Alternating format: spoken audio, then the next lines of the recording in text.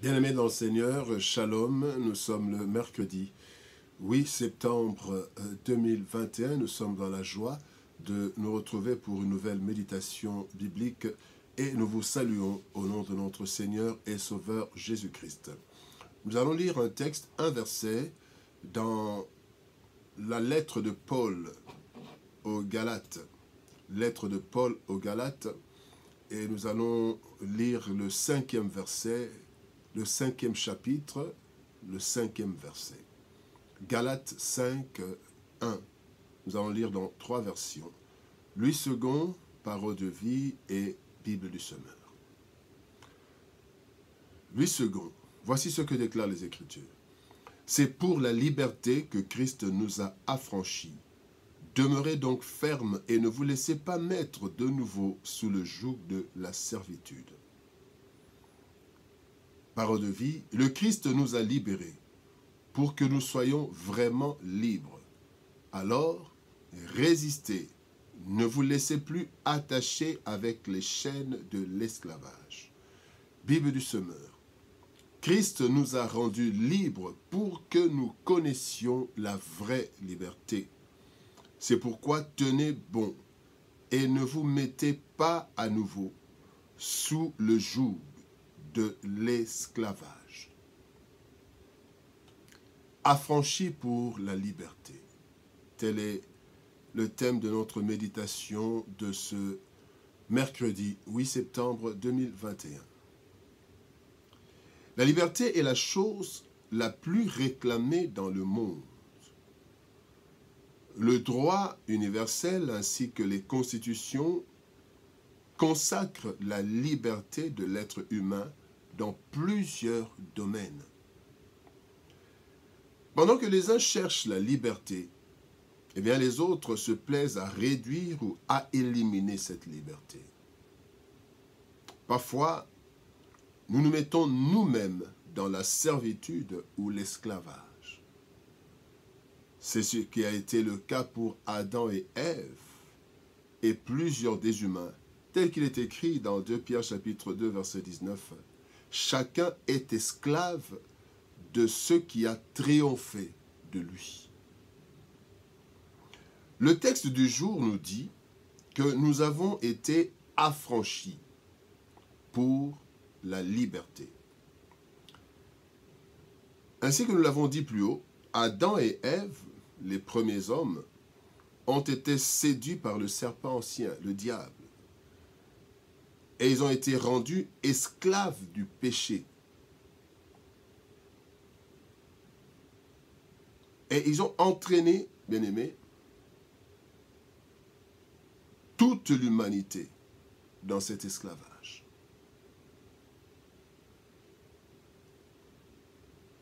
Romains chapitre 6, verset 7, 17 dit « Après avoir été esclaves du péché ».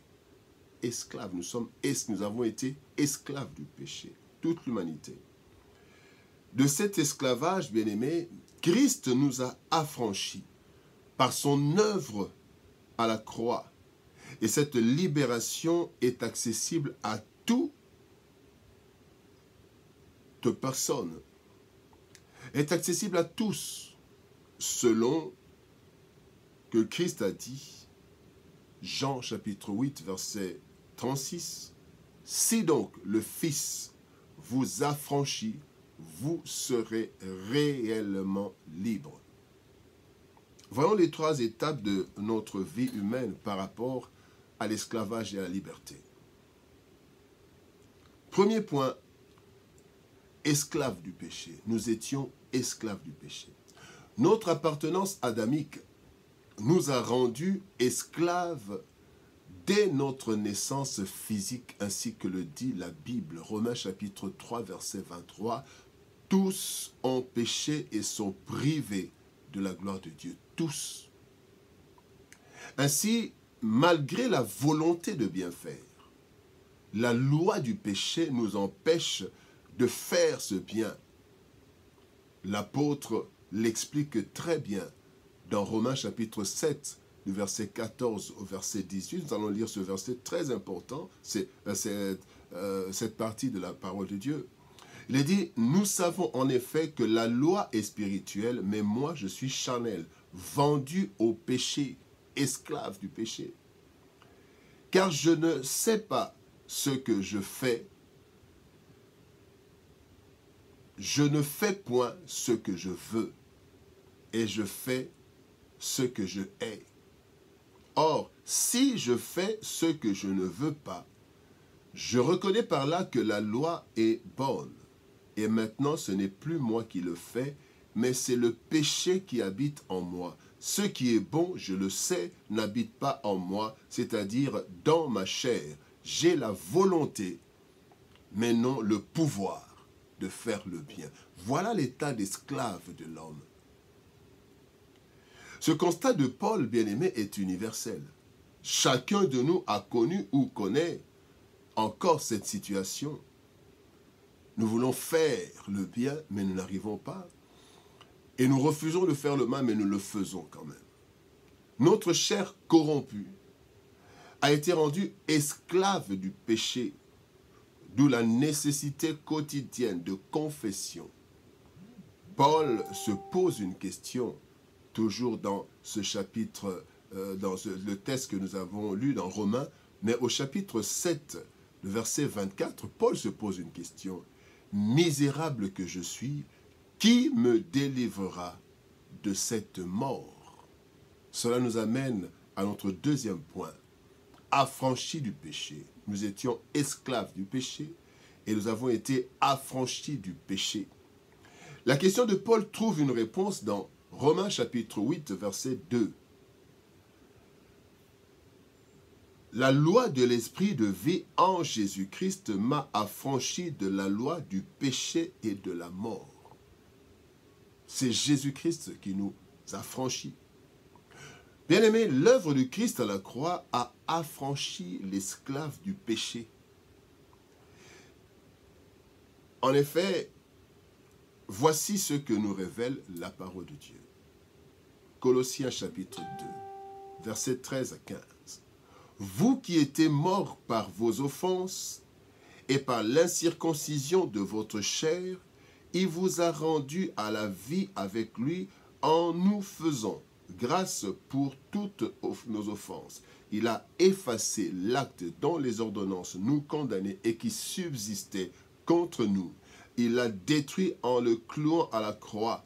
Il a dépouillé les dominations et les autorités et les a livrés publiquement en spectacle en triomphant d'elles par la croix.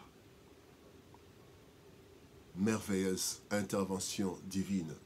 Ainsi, le péché n'a plus d'ascendance sur celui que Christ a affranchi. Si le Christ vous affranchit, vous serez réellement libre. Le péché n'a plus d'ascendance sur celui qui a été affranchi par Christ. En croyant en Jésus-Christ, nous recevons cette libération véritable, bien que le péché continue à nous harceler. Nous sommes capables de ne pas pécher, ainsi que le demande la Bible, ainsi que le demande le Seigneur. Quand vous lisez 1 Jean chapitre 2, verset 1, il est écrit « Mes petits enfants, je vous écris ces choses afin que vous ne péchiez point. » Et Dieu ne peut pas nous demander une chose impossible. Afin que nous ne péchions point, donc il est possible de ne pas pécher parce que nous avons été affranchis du péché par le Seigneur Jésus-Christ. Et l'œuvre de la croix est une œuvre extraordinaire. Troisième point, maintenant, libre de choisir. Nous sommes libres de choisir. Nous avons été sortis, on nous a fait sortir de la prison et nous sommes libres. Libérés de la force du péché, bien-aimés, nous sommes libres de choisir entre le bien et le mal. C'est ainsi que le Seigneur, à travers le texte du jour, nous appelle à revenir, à rester sous son joug, et nous appelle à refuser de revenir sous un quelconque joug de l'esclavage. Il refuse. Il dit, résistez, tenez bon. Ne rentrez pas encore dans l'esclavage. Vous avez été libérés, n'allez pas encore dans l'esclavage. En effet, bien-aimés, ce qui nous domine fait de nous des esclaves.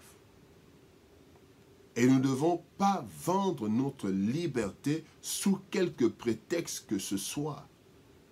Le monde nous attire et certaines choses dans ce monde peuvent nous rendre esclaves. Il y en a qui sont esclaves de l'argent, esclaves de la boisson, esclaves du sexe, esclaves de la drogue, esclaves même des hommes ou des femmes, esclaves de la mode, esclaves de plusieurs choses. Parce qu'ils sont dominés et ne peuvent plus, alors qu'ils ne peuvent plus faire ce qu'ils veulent, alors que Christ nous a affranchis. Christ nous a affranchis, bien-aimés, pour que nous jouissions de notre liberté de le servir et de refuser toute autre forme d'esclavage. Bien-aimés, et cela parce que notre affranchissement a coûté cher, très cher au Seigneur. Pensons au prix payé à la croix. Bien-aimés, nous sommes affranchis pour la liberté. L'homme créé libre a été vaincu par le diable et s'est retrouvé esclave du péché par sa nouvelle nature corrompue qui l'attire vers le mal. L'œuvre salvatrice de Christ a redonné la vie à tous ceux et celles qui croient en Christ et à son œuvre de Golgotha. Ainsi, la liberté retrouvée nous place devant nos responsabilités. Être librement esclave du Christ et de la justice, ou être esclave du monde et de nos désirs. Le Seigneur nous demande de demeurer fermes afin de ne plus nous remettre sous ces différentes formes d'esclavage. Bien-aimés, nous avons été affranchis pour la liberté. Que Dieu nous bénisse. Shalom, au revoir et à demain.